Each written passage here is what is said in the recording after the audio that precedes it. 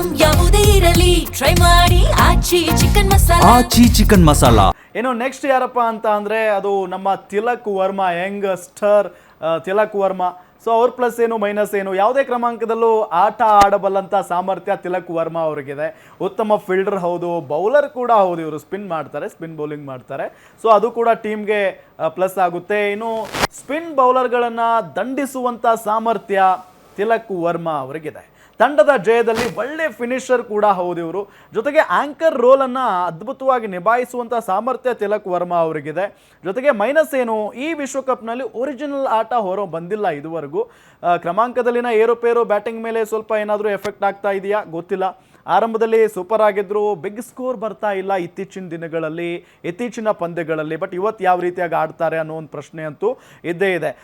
ಭೂಮಿಕಾ ಅವರೇ, ನಾವು ತಿಲಕ್ ವರ್ಮಾ ಅವರನ್ನ ಈ ಹಿಂದಿನ ಪಂದ್ಯಗಳನ್ನು ಅಥವಾ ಯಾವುದಾದ್ರೂ ಸರಣಿ ಮ್ಯಾಚ್ಗಳಲ್ಲಿ ನೋಡ್ತಾ ಇದ್ದಾಗ ಅದ್ಭುತವಾಗಿ ಬ್ಯಾಟಿಂಗ್ ಮಾಡ್ತಾ ಇದ್ರು. ಬಟ್ ಈ ಒಂದು ವರ್ಲ್ಡ್ ಕಪ್ ಅಂತ ಬಂದಾಗ ಎಲ್ಲೊಂದು ಕಡೆ ಕಳೆದು ಹೋಗ್ಬಿಟ್ಟಿದಾರ ತಿಲಕ್ ವರ್ಮಾ ಅನ್ನೋ ಒಂದು ಪ್ರಶ್ನೆ ಇದೆ. ಏನ್ ಹೇಳ್ತೀರಿ? ಇಲ್ಲ, ಖಂಡಿತವಾಗ್ಲು ತಿಲಕ್ ವರ್ಮಾ ಹೇಳ್ದಂಗೆ ಅಂತ ಪರ್ಫಾರ್ಮೆನ್ಸ್ ಇರಲಿಲ್ಲ ಈ ಸಲ ವರ್ಲ್ಡ್ ಕಪ್ ಅಲ್ಲಿ.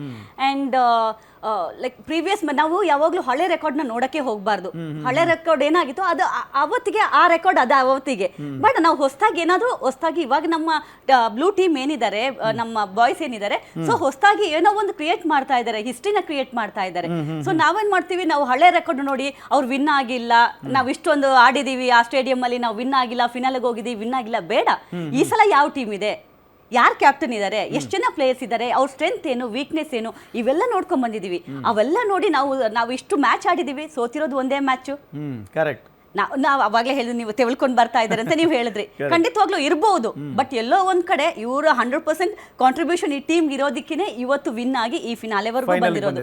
ಹೌದು. ಸೊ ಅದ್ರ ಜೊತೆಗೆ ನೀವು ಆಗ್ಲೇ ಹೇಳಿದ್ರೆ ತಿಲಕ್ ವರ್ಮಾ, ಎಸ್, ಅವ್ರು ಆಡ್ಲೇ ಇಲ್ಲ, ಸ್ವಲ್ಪ ಕಮ್ಮಿ ಪರ್ಫಾರ್ಮೆನ್ಸ್ ಇತ್ತು. ಅಂಡ್ ಇವತ್ತಿನ ಮ್ಯಾಚ್ ಅಲ್ಲಿ 100% ಕೊಡ್ಲೇಬೇಕಾಗತ್ತೆ. ಯಾಕಂದ್ರೆ ನಾವು ಮೊನ್ನೆ ಇಂಗ್ಲೆಂಡ್ ಮ್ಯಾಚ್ ನೋಡಿದಾಗ ಆ ಒಂದು ಕ್ಯಾಚ್ ಯಾರ್ದೋ ಅಕ್ಷರ್ ಪಟೇಲ್ ಕ್ಯಾಚ್ ಒಂದು ಮಿಸ್ ಆಗಿದ್ರೆ ಅದನ್ನ ಎಲ್ಲೋ ಕರ್ಕೊಂಡು ಹೋಗಿ ನಿಲ್ಲಿಸ್ತಾ ಇತ್ತು. ಸೊ ನಾವು ಮೋಸ್ಟ್ಲಿ ಫಿನಾಲೆಗೆ ಬರ್ತಾ ಇದ್ವೋ ಇಲ್ವೋ ಅನ್ನೋದೇ doubt. And Bumrah fast bowling.